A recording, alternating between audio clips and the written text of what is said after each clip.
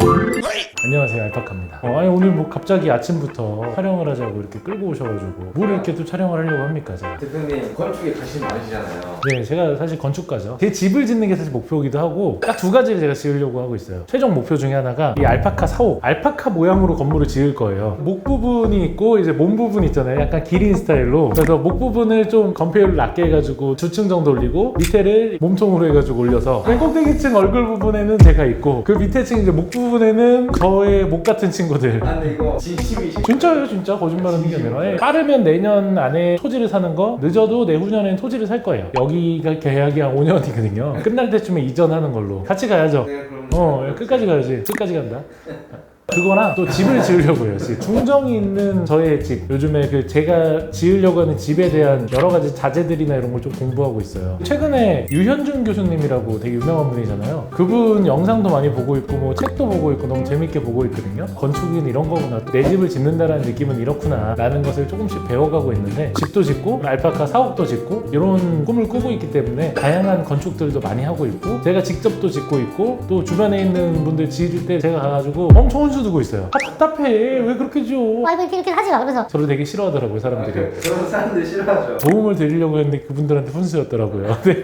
뭐든지 다 내가 원하는 대로 흘러가지는 않더라고요. 아 근데 제가 제 고향에서 아버지께서 약간 건축 쪽에 뭘 하시려고 하시는데 지으시려고 하는구나. 근데 건축을 하려면 건축가가 필요한데 어떻게 해야 좋은 건축가를 만날 수 있을지가 참 궁금하고 일단은 제가 좋은 사람이야죠. 건축이라는 것도 저도 해보니까 결국 건축사가 있고요. 그다음 그 건축사가 계획하고 설계했던 내용을 만들어주는 시공사가 있어요. 더 큰 프로젝트 같은 경우는 시행사가 있고 시공사가 있는데 일단 건축사 같은 경우는 성향에 따라 다른 것 같아요. 건축사님들은 보통 자기가 지은 샘플들이 다 갖고 있거든요. 저는 이런 스타일의 건물을 지어요. 이런 스타일의 건물을 해요. 그런 포트폴리오와 그 사람 됨됨이를 보고 판단을 해서 이분 나랑 적절할 것 같다. 아무리 좋은 건축사도 저랑 성향이 안 맞을 수가 있어요. 뭐 예를 들어가지고 학원 선생님 같이 뭐 있을 때 나는 뭐 1타 강사 현우진 씨한테 배우기가 너무 좋았어. 그런 것처럼 누가 좋은 선생님이고 누가 좋은 사람이냐라는 걸 판단하기보다도 그냥 저한테 적성에 맞는 분을 잘 고르는 게 중요한 것 같아요. 다만 이게 커뮤니케이션이 잘 되는 건축사가 있고 본인의 좀 예술가적인 감각을 살리려고 하는 건축사도 있고 너무 다양하다 보니까 나의 성향에 맞춰서 건축사를 잘 고르는 거. 그래서 제가 처음에 내가 중요하다라고 얘기한 거예요.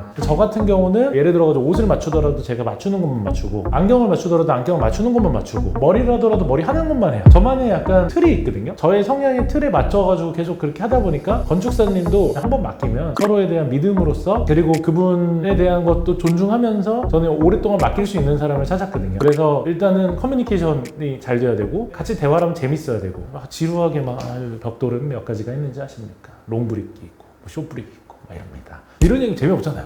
갖다 놓고 막 들고 와가지고 이게 뭐예요 저게 뭐예요 저희 이런 식으로 활동적이고 생기 있는 건축사님을 저는 선택했던 편이거든요. 그 다음에 좀 트렌드에 맞게 건물을 잘 지으면서 알아서 잘해줄 수 있고 그래서 그거에 관련된 또 비슷하게 지었던 건물의 샘플들도 건축사님이 막 일정 잡아서 저한테 데려갔어요. 저를 데려가서 이 건물은 어떻게 지었어요 이렇게 설명도 해주시고 저희가 수정하자고 하면 수정하는 부분에 대해서 잘 받아들여줄 수 있는 그런 건축사님을 찾아야겠다라고 생각해서 선택하게 됐고 저희가 선택했던 건축사님의 제일 장점이라고 하면 제일처럼 해줘요. 정말 예를 들어서 건축 허가부터 여러 가지 과정들 정말 복잡해 할 게 너무 많아요. 최근에는 시공사들 만나서 미팅하는데 시공사 미팅도 미리 다 잡아가지고 저희 데리고 가서 이 시공사 저 시공사의 특성들을 다 말해주고 너무 적절한 분을 잘 만나서 제가 너무 뛰어다니지 않게 알아서 좀 잘해주셔서 저한테 선택 권한을 잘 줄 수 있는 그런 좀 움직임이 좋고 적극적으로 좀 뭔가 제안해줄 수 있는 분을 찾았던 것 같은데 이런 호흡성이 굉장히 좋았던 건축사님이라고 생각해서 최근에 사실 제 주변에 있는 분들 많이 소개해드렸는데 진짜 많이 선택하시더라고요. 좋은 건축사님이요. 근데 그렇다고 해서 지금 소개해달라고 하면 저는 소개해드릴 수가 없습니다. 제 일에 소홀해질까봐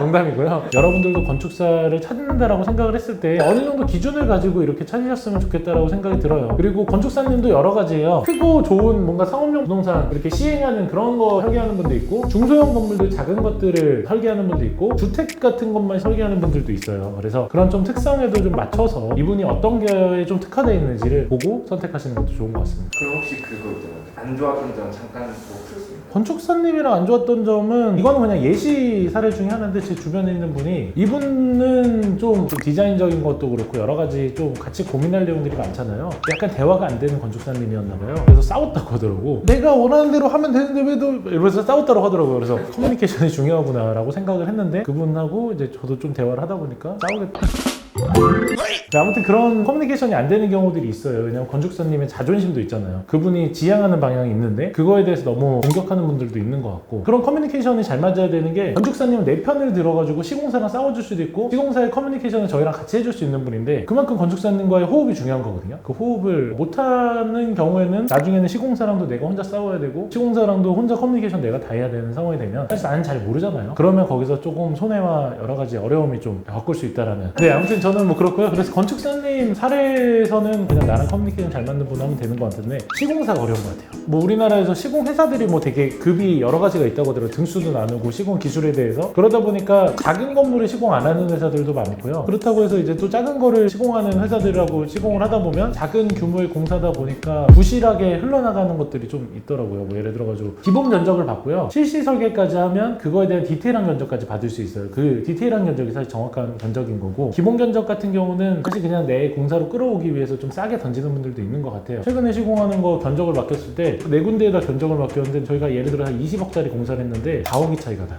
16억짜리 공사가 있고 20억짜리 공사가 있고 21억짜리도 있었고 17억짜리도 있었어요. 똑같은 공사인데 어떻게 4억이나 차이 나지? 라고 해서 그거를 디테일하게 저희 설계사님이랑 분석을 해봤어요. 토목공사에서 얼마, 실제 공사에서 얼마, 인건비 얼마, 실제 공사의 자재비 얼마, 그다음에 뭐 얼마, 이렇게 식으로 계산을 해봤는데, 예를 들어 토목공사 비용에서 한 군데는 2억이고 한 군데 5천만 원. 아니 이거 똑같은 건물 공사하는데 어떻게 토목공사 비용이 이렇게 달라? 이상하잖아요. 그래서 그분들한테 공법도 물어봐야 돼요. 근데 나는 공법 모르잖아. 근데 우리 설계사님이 다 해결은 해줬죠. 이런 식으로 견적을 파고 파서 기본 견적을 받고요. 나중에 이제 실시 설계까지 하면 그거에 대한 디테일한 견적까지 받을 수 있어요. 실시 설계 받으니까 2억 정도로 줄더라고요. 근데 2억 정도로 줄었는데 거기서도 시공사마다 가격들이 좀 튀더라고요. 그래서 이제 견적을 분석할 줄 아는 게 되게 중요한 것 같아요. 그래서 A라는 건축사를 선정해서 진행을 하려고 했더니 결제 체계가 너무 늦어지고 계약까지 다 했는데 갑자기 설계 변경을 하고 무슨 공법을 변경하겠대. 이제 여기서부터 신뢰가 또 깨지는 거죠. 아직 삽도 뜨기 전부터 계약서는 다 써놓고 또 다 변경하겠대. 공사비가 올라간대. 이상하잖아요. 어떤 시공사 같은 경우는 저희가 포트폴리오를 보고 저희는 선장소장님이 이분이랑 하고 싶다, 공사 진행을 맡기고 싶다라고 했는데 최종 계약하는 단계에서 선장소장 이분을 못하겠다는 거. 계약서 갖고 와가지고 여기서 못하겠다고 하면 어떡해. 미리 말을 해줘야지. 이런 것 때문에 사실 어려움도 있었고, 저희는 정말 철저하게 준비하고 건축사님이랑 견적도 분석하고 고르고 골라가지고 골랐는데 거기서 어려움도 있었고, 이제부터 지나가면서 더 어려움들을 겪을 텐데 그것도 제가 컨텐츠로 담아볼 건데, 시련이 오더라도 해야죠.